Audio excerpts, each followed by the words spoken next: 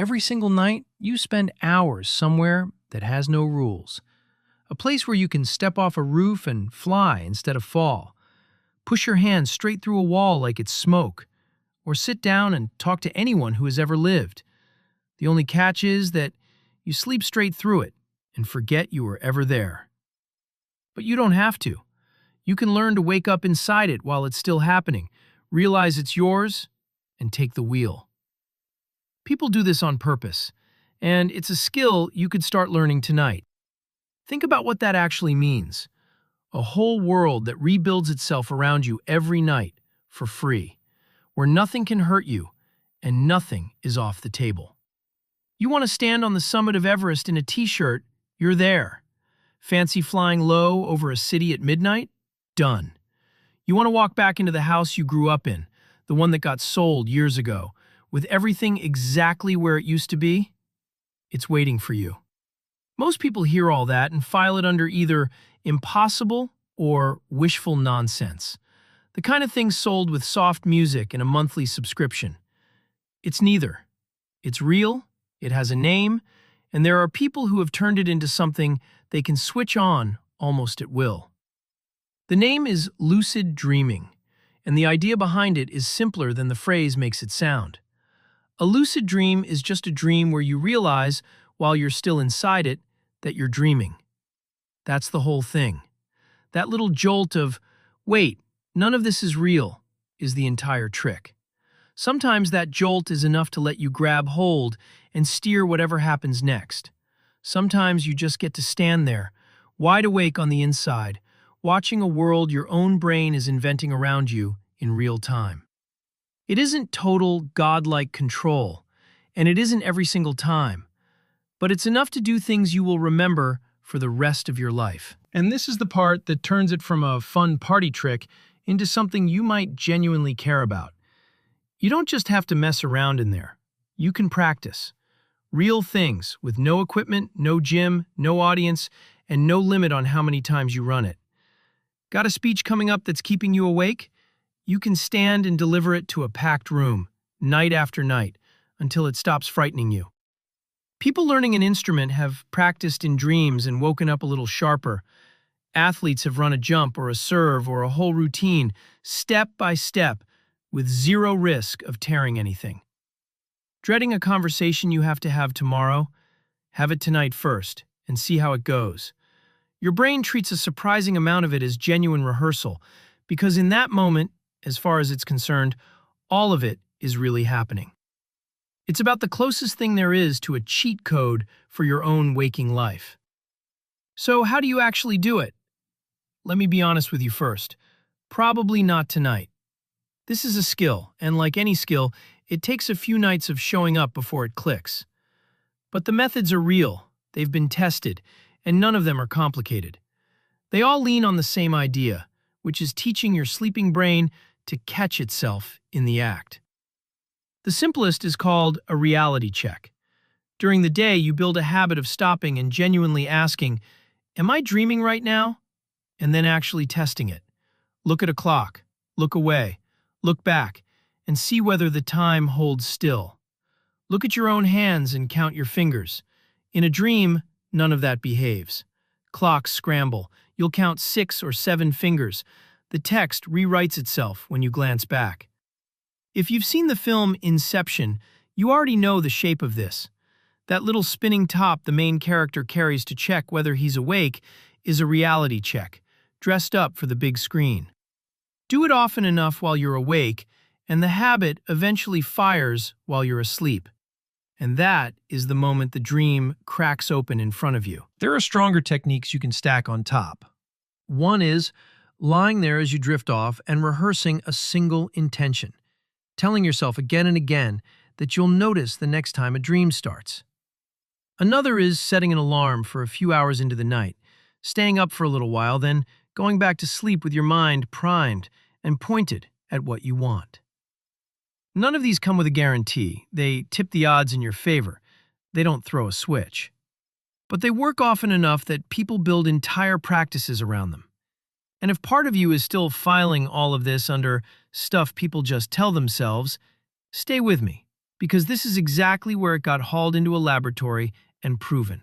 On a machine, with a sleeping person answering from the other side. For years, scientists had one nasty problem. How do you prove somebody is awake inside a dream when a person having a lucid dream looks identical to a person having any other dream? Fast asleep, not moving, going nowhere. The way in was hiding in your eyes. There's one stage of the night when the vivid, movie-like dreams happen, and it's called REM sleep, short for rapid eye movement. And that name is the whole clue. During REM, your body is switched off, held completely still, almost paralyzed, so you can't leap up and act your dreams out. But your eyes don't get that message. Even in the deepest dream, they keep darting around behind your closed lids. That's where the name comes from, and it's the one channel the shutdown leaves open. A way for a fast-asleep person to move something on purpose.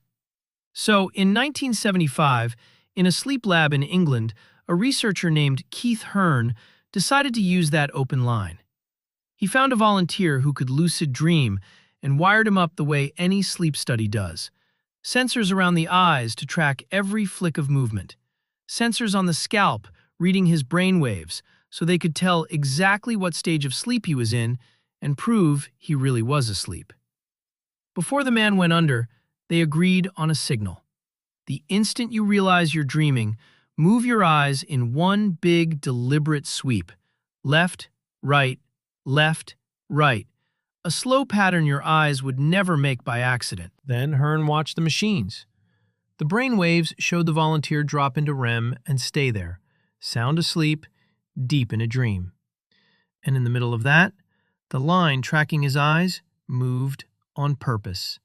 Left, right, left, right. The exact signal they'd agreed on hours earlier. The machine was proving the whole time that this man was fast asleep, and from inside a dream, he had just reached out and knocked on the door. He was dreaming.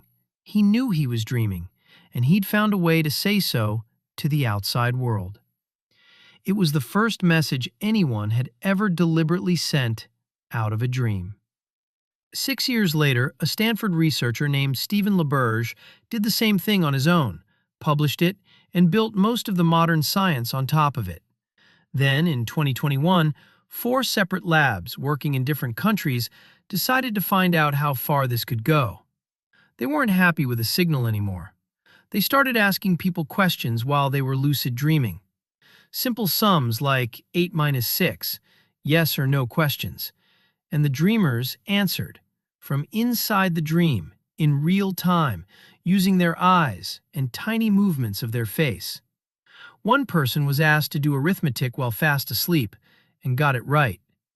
Let that land for a second.